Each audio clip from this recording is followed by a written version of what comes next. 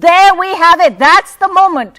India at 1 billion vaccine doses. It has counted down to that historic milestone on the CoWIN app, which also mentions the name of the Prime Minister. Remember, the Prime Minister's face also on all vaccination certificates. Now, together, India will defeat COVID-19. That's the motto that's there on your vaccination certificate. It's on the CoWIN register also. Naresh Trehan joining us at this point. Dr. Trehan, your thoughts as India celebrates this historic moment? It truly is a historic moment, no question about that. And it's a great accomplishment. Compliments to our Prime Minister Modi ji about staying with it and pushing it. So this is a combined accomplishment. One, the government. The other, the private sector that participated in also enhancing the ability to vaccinate. And the third very important thing is that the Indian biotechnology companies did a very good job.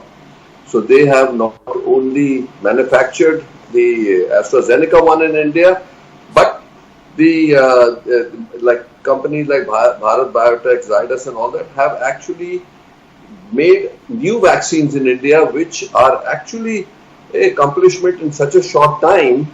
It is actually very, very, very significant moment for India and the future of India, because it has demonstrated that it can do it. It's no mean accomplishment that 1 billion doses have already been administered. We are well on the way to administering the rest of the doses to the rest of the country. Hopefully by the end of December, early January, we will be able to... Right. The Prime Minister currently at Delhi's Ram Manohar Lohia Hospital. Those are the visuals that we are seeing on our screens right now as India reaches this historic milestone of 1 billion doses. The Prime Minister waving to people as he takes a first-hand survey, as it were, of a vaccination center inside the Ram Manohar Lohia Hospital in New Delhi. Dr. Trehan, you were talking about the fact that, there's a lot to compliment the pharmaceutical companies who've been behind this, who've been supplying vaccine doses. Having said that, and not taking anything away from, the celebratory nature of this moment, we still have vaccines that haven't actually gotten emergency use authorization from the WHO, including Covaxin, which many Indians have taken. There are larger ramifications of this. They can't travel abroad without sort of checks and quarantines still. Your thoughts on that? So there are three parts to this. One is the fact that we have found that people who have taken Covaxin have got the protection. So it's not that they have been in any way shortchanged, because we see equal number of people, that very small fraction that gets reinfection, that they're equal in both AstraZeneca and Covaxin, and the symptoms are very mild. So it means that it is effective, no question about that.